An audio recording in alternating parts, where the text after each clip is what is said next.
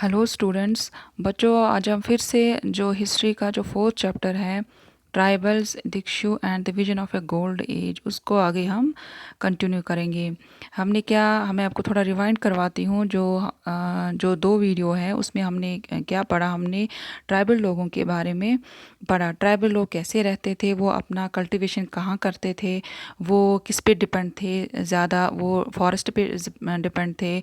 वहाँ पे वो हंटिंग करते थे। वहाँ से जो वो चीज़ें, जो फॉरेस्ट में चीज़ें होती है, मेडिसिनल होती है, जैसे महुआ और साल का जो पेड़ है, तो वो उसी पे, उन्हीं के ऊपर वो अपनी लाइफ जो है उनकी डिपेंड थी।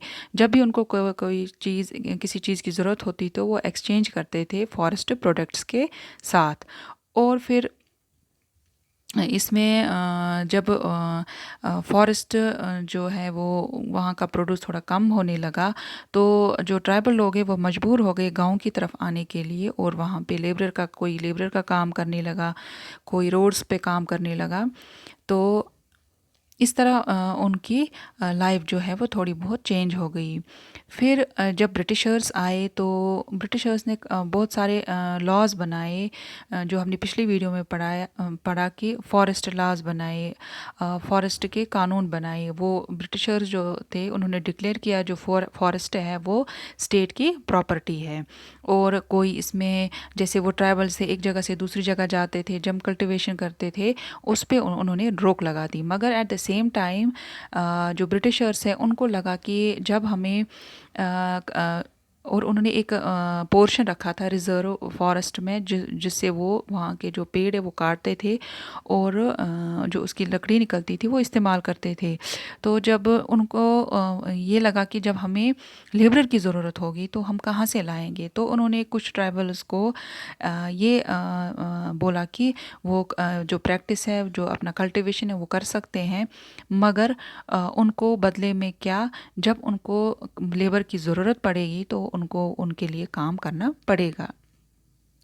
तो इस तरह से जो फॉरेस्ट लॉ है, बहुत सारी जगहों पे इसका रिवोल्ट हो गया। और लास्ट में इन 1906 असम में जो है फॉरेस्ट सत्याग्रह, 1930 में जो है असम में फॉरेस्ट सत्याग्रह जो ट्राइबल लोग हैं उन्होंने उसके लिए उन्होंने आवाज़ उठाई। फिर the problem with trade. During the 19th century, tribal groups found that traders and moneylenders were coming into the forest more often wanting to buy forest produce. क्योंकि जो ये मनी लैंडर्स थे और ट्रेडर्स थे, वो आने लगे कहाँ पे, जंगलों में। वहाँ से जो फॉरेस्ट प्रोडक्ट निकलता था तो वो लेने आ गए। वांटिंग टू बाय, मतलब वो खरीदने, वो किसकी उनका इंटेंशन क्या था कि जो फॉरेस्ट में प्रोड्यूस निकलता है, प्रोडक्ट निकलते हैं, उनको हम खरीदेंगे। तो वो क्या उनको ऑफर करने लगे, कैश लोन्स, मतलब लोन्स ऑफर करने लगे। और उनको and asking them for work for wages, और उनको बोलने लगे हम आपको मतलब तनख्वाह जैसे वेजेस हैं वो भी देंगे। It took tribal groups some time to understand the consequences of what was happening. जो ट्राइबल ग्रुप्स थे उनको काफ़ी टाइम लगा ये अंडरस्टैंड करने में कि इसके रिजल्ट क्या होंगे। जैसे हम एक एग्जांपल लेंगे सिल्क ग्रोवर्स की, जो सिल्क बनाते थे। आपको पता है कि जो लास्ट चैप्टर है हमने उसमें पढ़ा था कि जो इंडियन सिल्क था वो यूरोपियन मार्केट में उसकी बहुत डिमांड थी, क्योंकि जो इंडियन सिल्क था वो बहुत अच्छे क्वालिटी का बनता था और उसकी डिमांड कहाँ थी, यूरोप में। अच्छा, इसकी वजह इससे क्या हो गया कि यूरोप का मार्केट है जो जो है वो एक्सपैंड हो गया। अच्छा, जो ईस्ट इंडिया कंपनी चाहती थी कि जो जो ये सिल्क प्रोडक्शन यहाँ पे होता है, इस पे इंडिया में होता है, वो और इंक्रीज़ हो जाए, क्योंकि उनको तो उसमें फ़ायदा था। Hazaribagh in present day Jharkhand was an area where the Santhals reared cocoons. Hazaribagh है एक जगह है, वो है झारखंड में, जहाँ पे ये एक ट्राइबल ग्रुप है संथाल्स। ये क्या करते थे, कोकून्स रियर्ड करते थे। कोकून्स मतलब आपको पता है जो शहतूत के पेड़ होते हैं उस पे जो है सिल्क, जो हम सिल्क बनता है वो किस पे बनता है, उसी से बनता है। तो the traders dealing in silk sent in their agent who gave loans to the tribal people and collected the cocoons। जो ट्रेडर्स थे उन्होंने क्या किया, उन्होंने अपने एजेंट भेजे किनके पास, जो ये ट्राइबल लोगों के पास जो ये कोकून्स जो है वो कलेक्ट करते थे, उन्होंने उनके पास भेजा। और द ग्रोवर्स वायर पे जो ये बेचारे ये कोकून ग्रो करते थे उनको 3 रुपए से लेकर 4 रुपए देते थे। कितने कोकून्स के लिए, थाउजेंड्स ऑफ कोकून्स के लिए। और these were then exported to गया where they were sold at 5 times the price। उसके बाद जब वो लेते थे उसको, जो ये एजेंट्स थे वो बेचते थे कहाँ पे, मतलब गया गया जगह का नाम है, वहाँ पे बेचते थे। और इससे 5 टाइम्स, जैसे 3 रुपये से 4 रुपये तक ये 1000 कोकोन्स बेचते थे। तो वहाँ पे ये आप 5 टाइम्स कर लो, इस कितना हो गया, 20 रुपीज़ 25 रुपीज़ बेचते थे ये 1000 कोकोन्स को।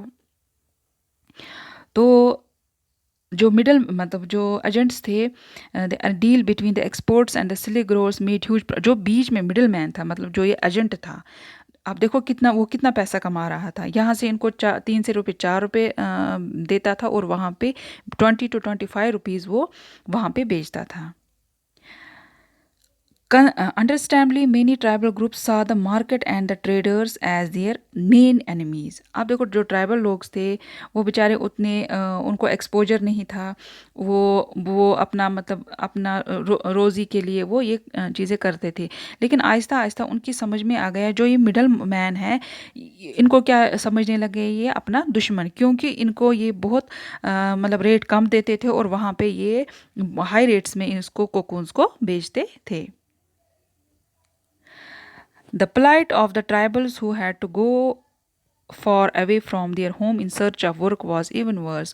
कुछ ट्राइबल लोग जो थे वो काम के तलाश में पता नहीं कहाँ कहाँ गाँव में गए थे, उनकी जो कंडीशन थी वो बहुत ख़राब थी। From the late 19th century tea plantation started coming up.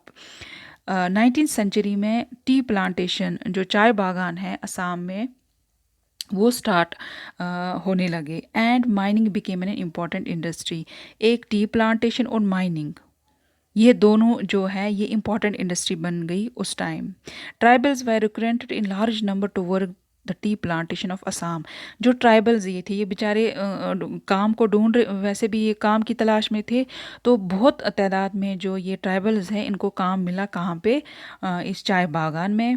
और कोल माइंस, जहाँ पे ये माइंस थी, कोल के माइंस थी कहाँ पे, झारखंड में। They were recruited through contractors who paid their miserably low wages. अब इनको काम मिला, मगर इनको जो कंट्रैक्टर होता है, ये भी आप समझ लो मिडल मैन जो होता है, उसने मतलब टी जो बागान थे उनको सपोज 10 लोग दिए ट्राइबल्स के, कंट्रैक्ट दिया उनको। तो जो कंट्रैक्टर था वो तो वही देता था, इनको पे करता था, मगर वो बहुत इनको कम लो वेजेस देता था, बहुत कम पैसे देता था। And prevented them for returning home. और उनको घर जाने की भी इजाज़त नहीं होती थी। ऐसे तो है कि अगर कहीं काम हम करते हैं, ये एक एम्प्लॉय का, ये एक जो बेचारे लेबरर होते हैं उनका हक होता है घर जाना। मगर जो ये उस टाइम की बात है कि जो ये टी प्लांटेशन में जैसे ही ये काम करने लगे तो इनको घर भी, मतलब एक तो इनको लो वेजेस देते थे और उनको घर मतलब ये घर भी जाने नहीं देते थे। Through the 19th and 20th century, tribal groups in different parts of the country rebelled against the changes in laws। 19th और 20th century में जो ट्राइबल्स लोग थे वो उन्होंने रिवोल्ट किया इस लॉ के खिलाफ। The new tax they had to pay and the exploitation by traders and money lenders। वो किसके खिलाफ उन्होंने रिवोल्ट किया, एक तो जो ये इन्होंने ये नया टैक्स लगाया था, और जो ये ट्रेडर्स और मनी लैंडर्स इनको एक्सप्लॉइट कर रहे थे, किनको, लेबरर्स को एक्सप्लॉइट कर रहे थे, इनके खिलाफ। The Kols rebelled in 1831 to 32। The Santals rose in revolt in 1855। The Basant rebellion in central India broke out in 1910 and the Worli revolt in Maharashtra in 1940। ये जो रिवोल्टें हैं ये किनकी रिवोल्टें थी, ट्राइबल्स की रिवोल्टें थी। किसके खिलाफ रिवोल्टें थी, जो ये एक्सप्लॉइट हो रहे थे by with the hands of traders and money landers.